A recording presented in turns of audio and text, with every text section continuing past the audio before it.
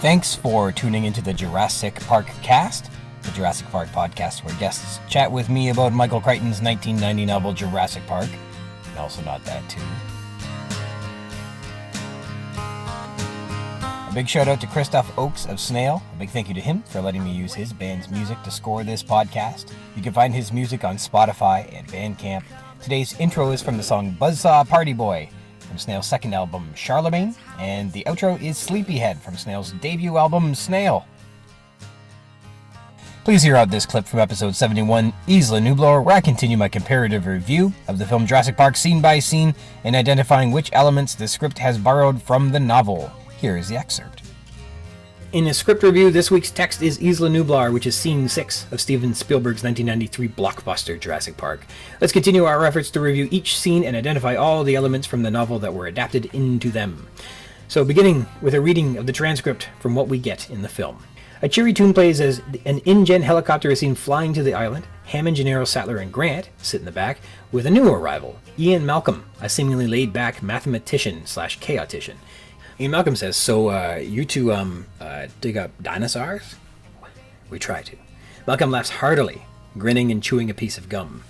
You'll have to get used to Dr. Malcolm. He suffers from a deplorable excess of personality, especially for a mathematician. Chaotician, actually. John doesn't subscribe to chaos, particularly what I had to say about his little science project. Conoswapian, you've never been able to sufficiently explain your concerns. Oh, John, because of behavioral systems and phase space? Allow it, if I may say so, a fashionable number crunching. Don't, I wish you wouldn't do that, as Malcolm grabs his knee. Dr. Sattler, Dr. Grant, you've heard of chaos theory. No?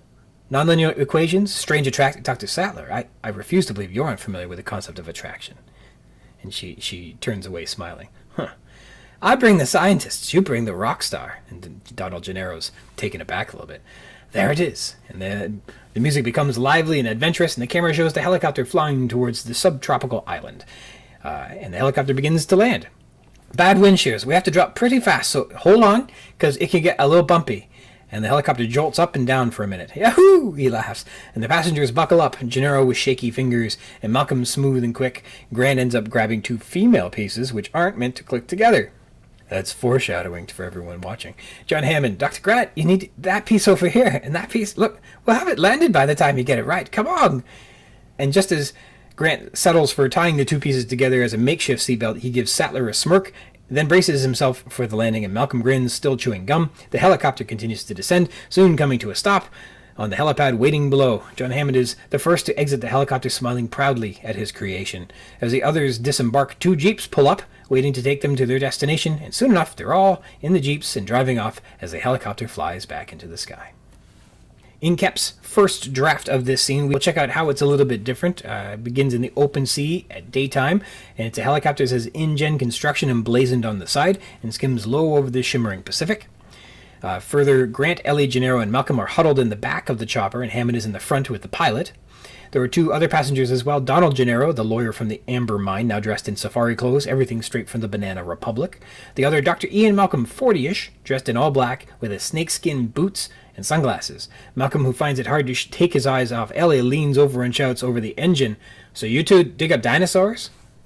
We try to. Malcolm laughs and finds this very amusing, which confuses Grant. All of this is the same until we get to seeing the island. We have some direction here. Isla Nublar, a smallish island completely ringed by thick clouds that give it a lush, mysterious feel. The pilot pulls up over a spot in the clouds and starts to descend fast. Then we get the same dialogue about the wind shears. The helicopter drops like a stone. Outside the windows they can see cliff walls racing by, uncomfortably close. They bounce like hell, hitting wind up and down drafts. Only Hammond still feels chatty. We're planning an airstrip on pilings extending out into the ocean 12,000 feet, just like LaGuardia, only a lot safer. What do you think? Nobody answers. They're just holding on as they near the ground. A luminous white cloud cross appears below them, a landing pad, shining through the plexiglass bubble in the floor of the chopper. The cross grows rapidly larger as the chopper plummets, but a sudden updraft catches them and they bounce skyward for a moment, but then drop again even faster if possible, before landing with a hard bump. And the chopper plummets and finally lands.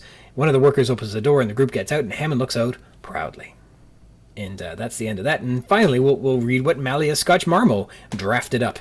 when she was taking a pass at the script. On the helicopter tail is a little blue logo that reads Isla Nublar. Inside, Grant, Ellie, and Gennaro are in the right back row. Ellie dozes, her head occasionally dropping onto Grant's shoulder, to his discomfort. Gennaro looks at papers, trying not to look through the clear plexiglass bubble at their feet. Next to the pilot, Nedry chews a candy bar, and he offers the candy to the back row. Grant loses himself looking out the window. In Grant's perspective, the aquamarine blue of the ocean. Below the waters, there are the shadows of ample marine life, dolphins leaping in the air. Suddenly, the clear scene becomes obscured by clouds. There is turbulence. Ellie wakes, glances at Grant, then out the window. There in the mist, she absently traces her finger in it, shaping a dinosaur figure. Now land comes into view for a moment, and the island below them eerily fits right into her doodling in the mist. The pilot says, "That's Isla Nublar. Buckle up, the descent is a little hairy." Gennaro cinches his belt tightly and half shuts his eyes. Nedry takes out a sandwich and cockily loosens his belt. Ellie looks every way. "This is exciting!" Grant says, "What is, Ellie? Where are we going?" Grant looks out his window. The helicopter rushes forward, low to the water. Ahead, Grant sees the island, rugged and craggy, rising sharply. Grant says, "Looks like Alcatraz." The pilot coughs and rubs his goggles with the back of his hand. And the pilot says, "There's bad wind shear on this peak." Grant nods. Gennaro sweats, watching the pilot tighten his own belt. Ellie smiles excitedly as the helicopter starts down. Now, a blanket of fog. Grant can't see a thing out of his window. Ellie's startled. "How the hell is he landing this thing?" she says. No answer. Grant dimly discerns green branches of pine trees through the mist. Some are very close. Ellie's hands grasp her seat cushion. Ellie says, "This is not fun." Grant looks through the plexiglass bubble at his feet. He sees the giant glowing fluorescent cross below. Lights flash at the corners of the cross. Grant says, "Relax, Ellie. I'm sure they wouldn't land if it weren't safe." The copter suddenly shakes violently. Ellie grabs Grant's hand. Gennaro sits straight up, eyes squeezed shut. Grant says, "Gennaro, this guy knows what he's doing, right? Hey, Gennaro, I'm talking to you." Another violent shake. Grant squeezes Ellie's hand back. Close up, Nedry's hand crushes a packet of crackers. Gennaro is soaked. He opens one eye and looks about, very frightened. He speaks a mantra. "No problem. Relax, relax." The pilot whispers to himself and corrects slightly. The computer sails sharply the other way. Grant and Ellie both say, "Whoa!" And then it's a close on the pilot as he jerks back the stick. The copter zooms upward. Grant's beverage flips to the ground, pours across the floor. Nedry's lunch goes flying.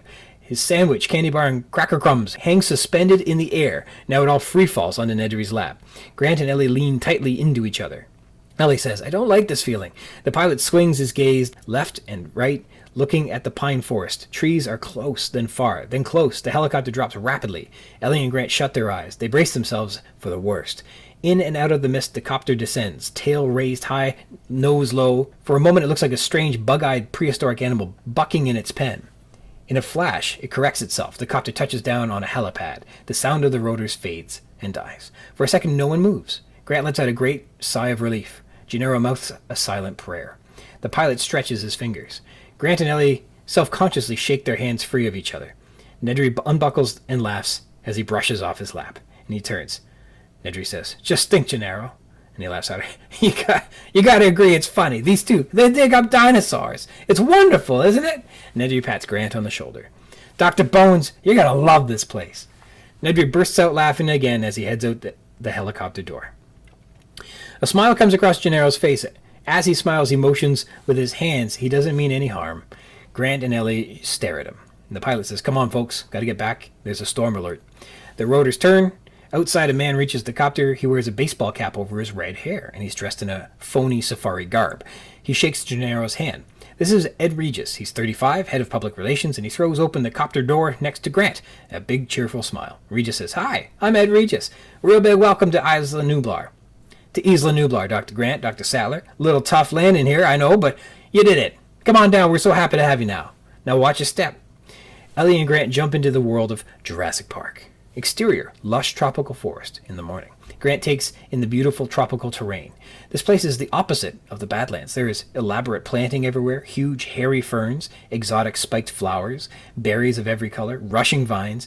Peeking through the thick greenery are beautiful birds and flying squirrels.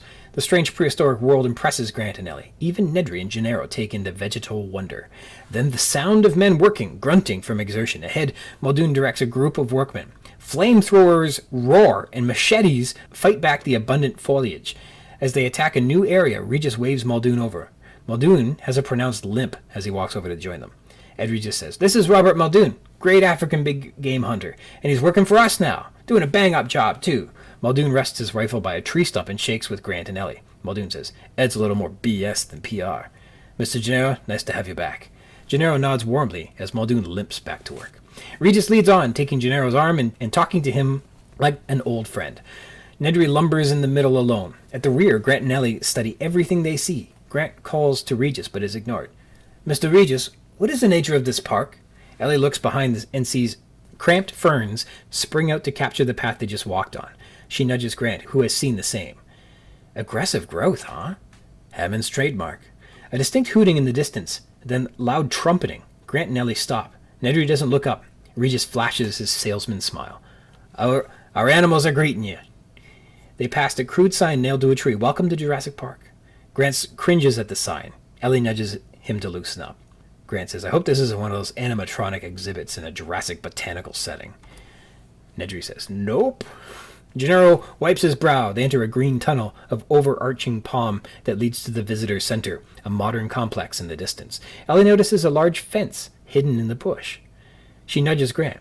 Their point of view, camera slowly climbs a 15-foot-high chain-link fence. The needle-spiked top of the fence cuts deep into the bush. This fence is only the prelude. Sprawling massively above and behind is a 30-foot-high fence. Woven through the fence's mesh is an intricate system of electrical wire. There is a prominent warning, danger, electric fence, 10,000 volts, keep off. The camera keeps climbing to the top, ominous barbed wire, curled into the highest growth with coiled razors glistening in the sun. Grant strains to understand, then quickens his steps to catch the others. They reach a clearing with an unfinished brick sidewalk and potted shade trees, waiting for planting. A cross-hatching of tiny lizards scamper off the walk. An empty swimming pool is being filled by a man with a pumper truck. Next to him, workers water the large ferns. Regis says, "I hope you brought your bathing suits. Doesn't this mist and these plants really create a bona fide prehistoric feeling?" Regis points to a low building with glass pyramids on the roof. "There's the visitor center." A crane lowers an iron grating on top of one pyramid and animal trumpets. And this segues into the next scene at the visitor center, which we'll get to next episode. All right, so let's talk about the settings, how they're a little bit different or the same here.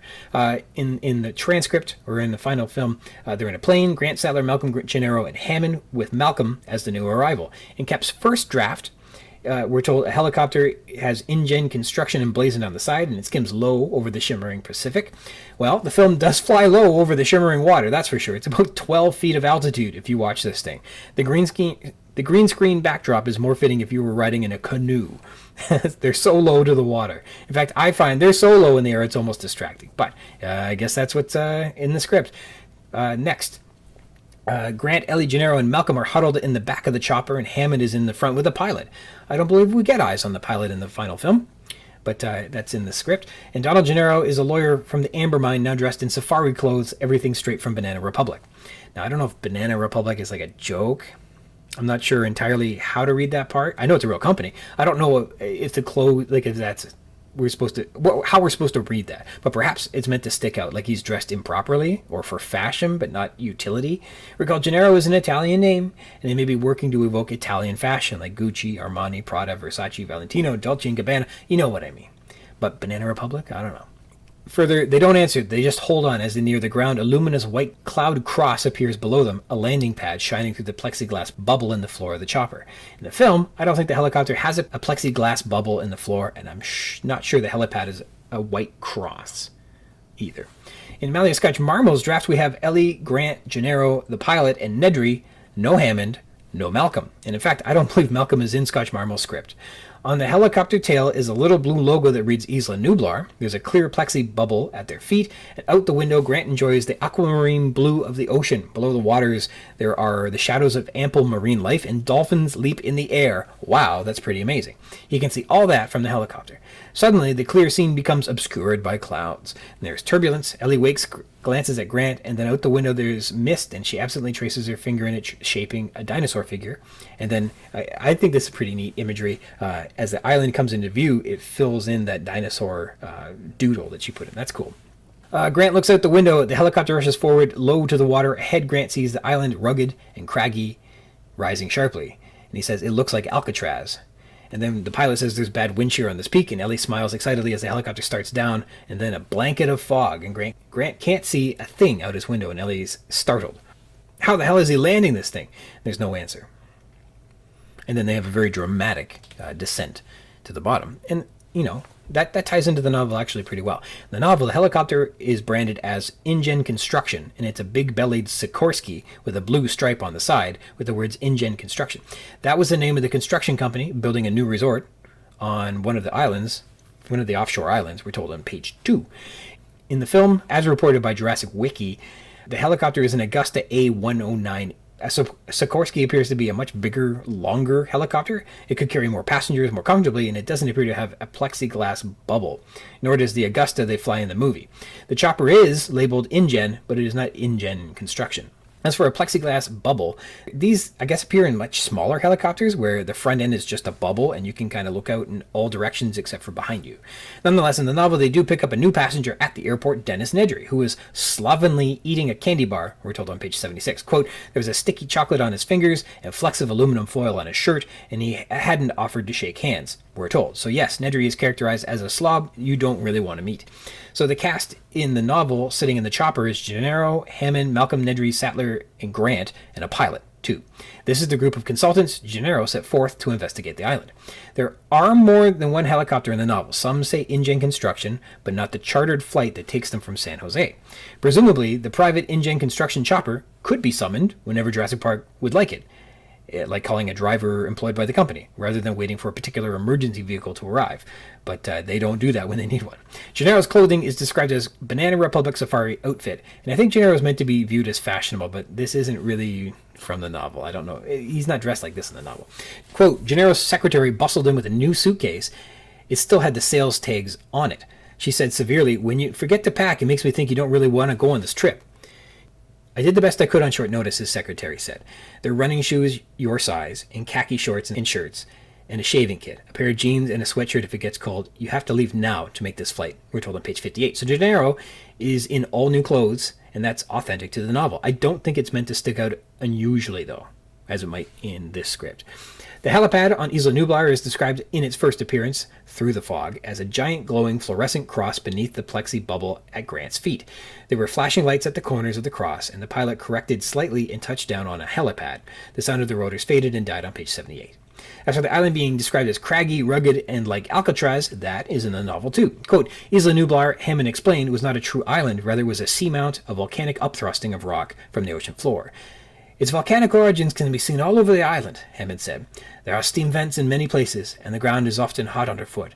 Because of this, and also because of prevailing currents, Isla Nublar lies in a foggy area."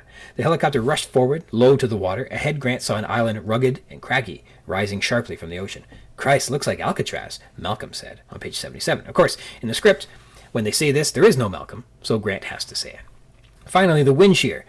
They have a very hairy approach to the helipad, explained to be because of the wind shear.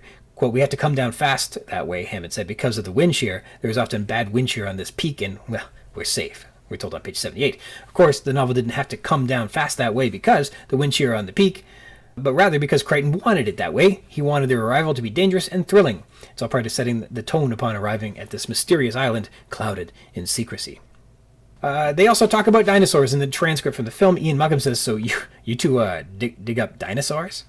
And Grant says, "We try to." And then he laughs heartedly, grinning and chewing on a piece of gum. In Koeppe's first draft, Malcolm laughs at Grant again for digging up dinosaurs, which is a nice characterization of their relationship. And in Malia Scotch-Marmo's script, Nedry's climbing out of the helicopter and he says, "Just think, Gennaro," and he laughs really hard.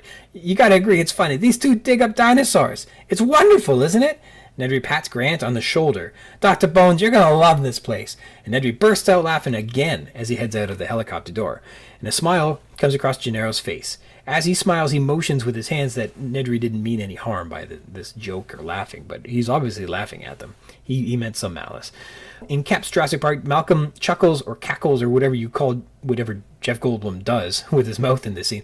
And in Scotch-Marmo, it's Nedry. They both have a bit of a guffaw at the idea that Grant and Sattler dig up dinosaurs. Of course, the idea to them is laughable because their jobs have become obsolete thanks to the cloning of dinosaurs. "Ha ha, you're out of a job, suckers."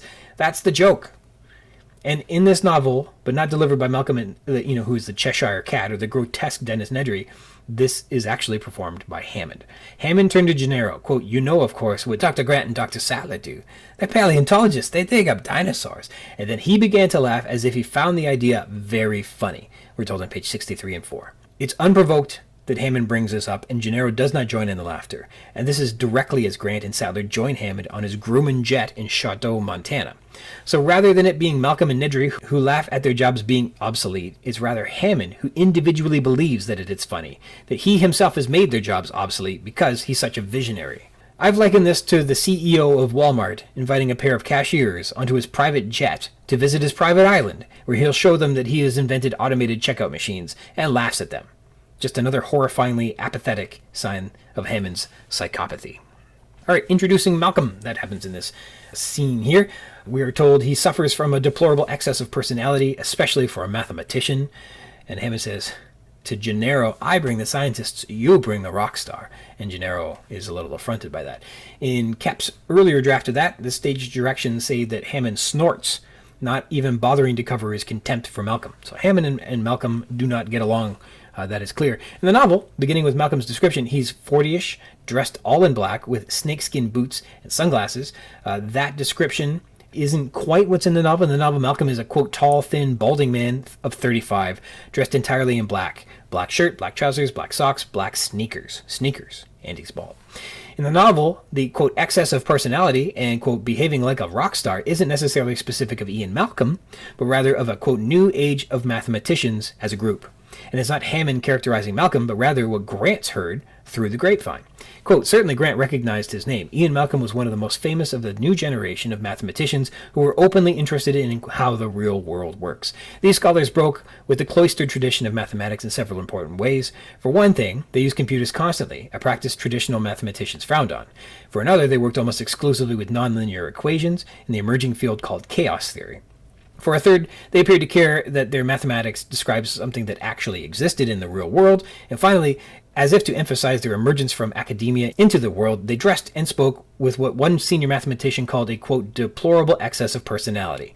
In fact, they often behaved like rock stars," on page 71 and 72. So Malcolm is a bit of a trope in this novel, not the obelisk of individuality and original thought. He's just like all the others in his new generation of mathematicians. But he certainly doesn't feel that way. He is tremendously well characterized and is a big highlight in the novel and the film, for sure.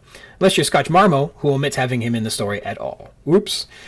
Also in the novel, there's enough evidence to think that Dodson's mysterious inside man could be Malcolm, for a couple of reasons. And these are reasons he introduces himself. "Hello, John."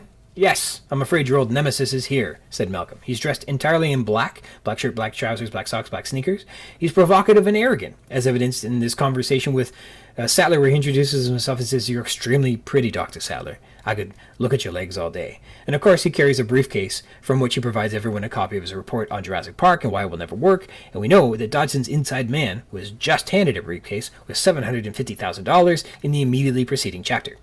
So there are lots of signs that Malcolm was the inside man, but he's not. That was just a weird little mystery that Crichton snuck in that wasn't realized to its full potential, and I think we can agree on that.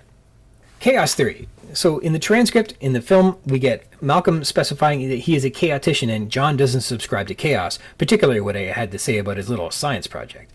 And Hammond says, "Coddle swap him, you've never been able to sufficiently explain your concerns." Oh, right on. Because of the behavioral system in phase space?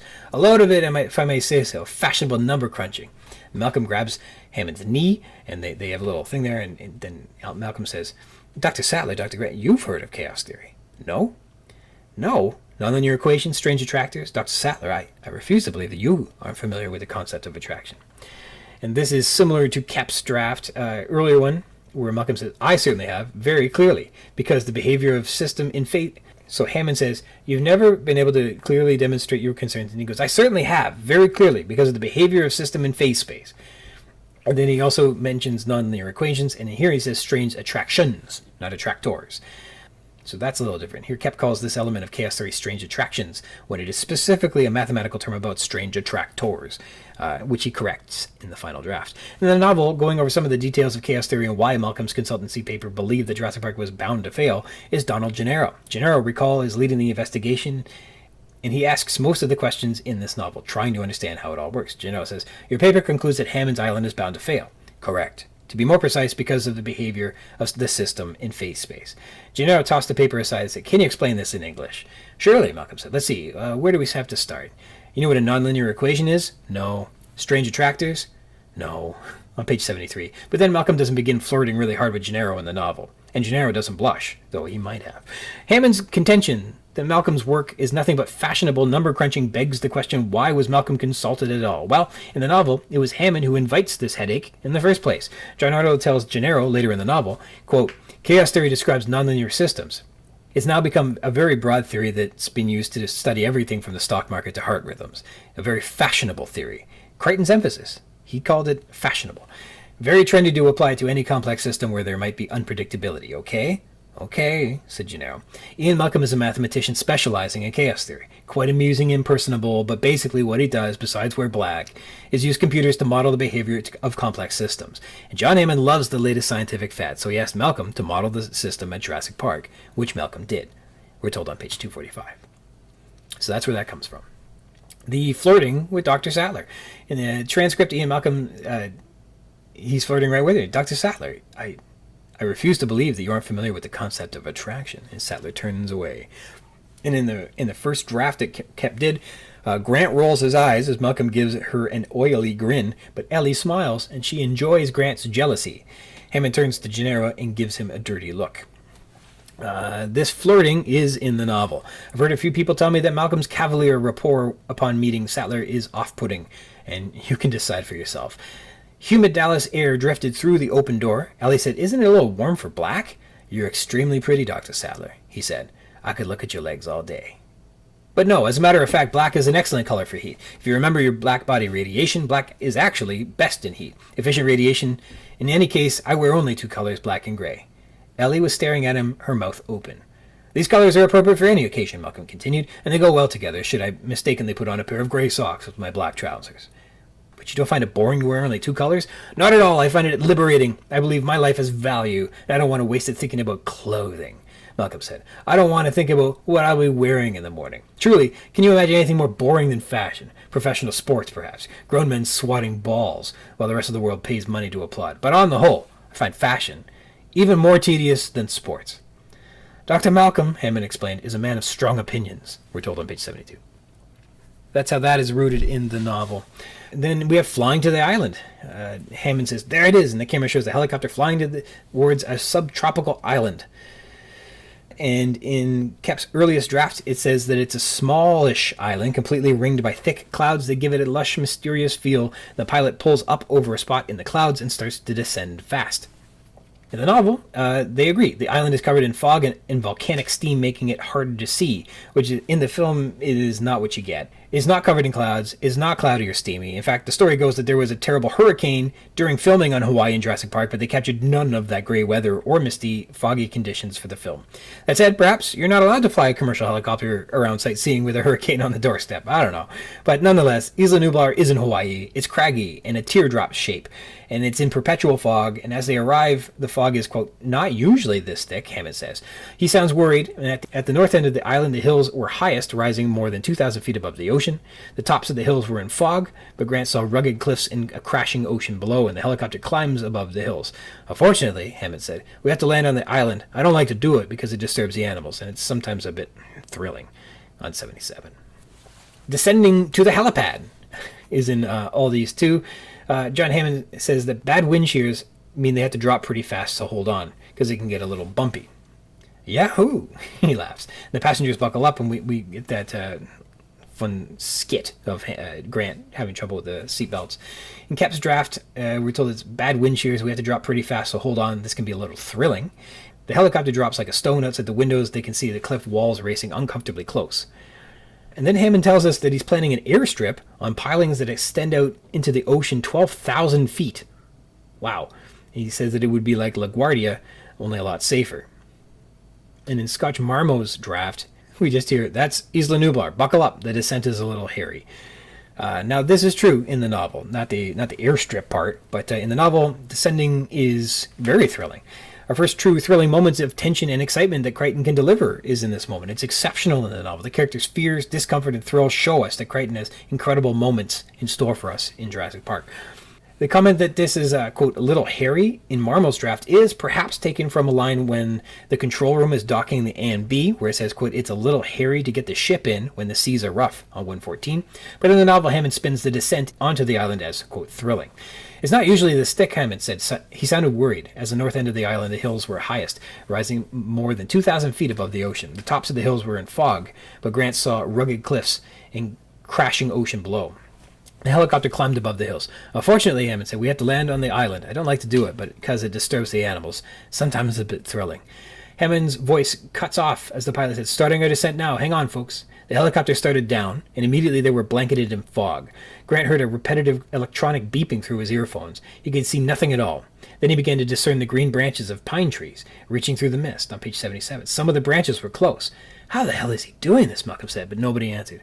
The pilot swung his gaze left, then right, looking at the pine forest. The trees were still close. The helicopter descended rapidly. Jesus, Malcolm said. The beeping was louder. Grant looked at the pilot. He was concentrating. Grant glanced down and saw a giant glowing fluorescent cross beneath the plexibubble at his feet. There were flashing lights at the corners of the cross. The pilot corrected slightly and touched down on a helipad. The sound of the rotors faded and died. Grant sighed and released his seatbelt. We have to come down fast that way, Hammond said, because of the wind shear. There is often bad wind shear on this peak, and, well, we're safe now. On page 78. So arriving on terra firma in Malia Scotch-Marmo's draft, this scene goes on. They climb out and they see flying squirrels and all kinds of stuff. Nedry's comments to Grant and Sattler about digging up dinosaurs. This is all new from the mind of Scotch-Marmo. Then the sound of men working and grunting from the exertion is interesting, and they meet Ed Regis and they meet Robert Muldoon. And they also, more importantly, go through a very green tunnel, and they also notice the high fences and the security parameters and things like that. In the novel, they do meet Regis in this moment of the novel. Someone was running up to the helicopter, a man with a baseball cap and red hair. He threw open the door and said cheerfully, "Hi, I'm Ed Regis. Welcome to Isla Nublar, everybody. And watch your step, please," on page 78. The novel, the helipad, is near the base of the mountain in the northern end of the island, and a narrow path wound down the hill. The air was chilly and damp. As they moved lower, the mist around them thinned, and Grant could see the landscape better. It looked, he thought, rather like the Pacific Northwest, the Olympic Peninsula, on page 78. So they're not in a tropical jungle yet. They're in a microclimate that only occurs at elevation, says Regis. Then, as they're going, Grant can see a brachiosaurus, and it blows his mind. But that doesn't happen in Marmo's draft. Instead, we see Muldoon. Marmo says, "This is Robert Muldoon, a great African big game hunter, and he's working for us now, doing a bang-up job, too." In the novel, he's not their, quote, big game hunter. He's the famous white hunter from Nairobi, and introduced as the park warden. He's a burly man in khakis in the novel, but only described as having a pronounced limp in Marmo's draft. Is Muldoon an African big game hunter? Robert Muldoon was a big man, 50 years old, with a steel-gray mustache and deep blue eyes. Raised in Kenya, he had spent most of his life as a guide for African big-game hunters, as had his father before him. But since 1980, he had worked principally for conservation groups and zoo designers as a wildlife consultant. Robert Muldoon is a designer of unsurpassed knowledge and skill, we're told on page 145. He is a guide. He is not a hunter. But he has one line in this script here. Regis is more BS than PR. We can agree on that, Mr. Muldoon. I like that Marmo gives Muldoon a pronounced limp. It's telling and offers some foreshadowing that we'll find out how he got that limp later. And then the crude sign. They pass a crude sign nailed to a tree, "Welcome to Jurassic Park." Grant cringes at the sign, and Ellie nudges him to loosen up. This is very similar to the novel. The group followed Ed Regis toward the nearest building. Over the path, a crude hand-painted sign read, "Welcome to Jurassic Park," on page 80. But it's not said. Not by Hammond or anyone. Later on in the tour, a celebrity voice of Richard Kiley will say this line in the novel on page 135 in an automated recording in their car with a fanfare of trumpets from the CD-ROM. Another great detail is Sattler noticing the militarized safety features hidden in the shrubs. Marmo's script says Gennaro wipes his brow and they enter a green tunnel of overarching palms that leads to the visitor center, a modern complex in the distance.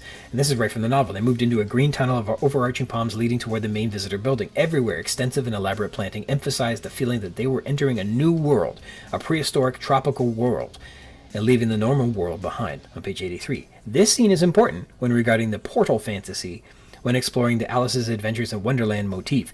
You've got to go through a portal to a new world where the author can have a self-contained playground in which they can do all sorts of mad things. In both these narratives, they go through this big green tunnel, just like Alice goes through the rabbit hole, through the portal. Sattler noticing the fences and safety features concerns her, and she mentions them in the novel too. Quote, "By the way, those ferns are poison," Ellie said, walking into his room. "But did you notice anything about the rooms, Alan?" "They changed the plans." "I think so, yes." She moved around the room. "The windows are small," she said, "and the glass is tempered.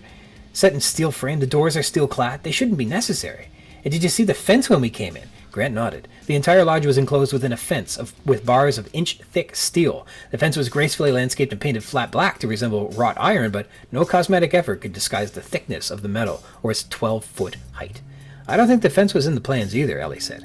"Looks to me like they turned this place into a fortress." Grant looked at his watch. "Well, be sure to ask why," he said. "The tour starts in 20 minutes. That's on page 87. So there you have all the details that are in the scene flying to Isla Nublar that I could lift out of the novel for you. Also, as we go through Malia Scotch-Marmo's draft of the novel, you'll begin to find there aren't many dinosaurs in it. I don't know if this was because they were totally unconfident in how the dinosaurs were going to look, or how much they had in the budget to put dinosaurs on the screen, or in Jaws, when Spielberg made that, they put the shark in it until the very end. Maybe they were doing the same thing with the dinosaurs, but there just aren't many dinosaurs in the script, and you won't be seeing them for a while. Also, no Ian Malcolm, so oops, a couple mistakes in that first draft. Alright, a big thanks to you for tuning in. If you're interested in more of the podcast, you can find it wherever podcasts are, and just look for Juras-Sick Park-Cast, include those hyphens, or Jurassic Park Podcast, that might work too.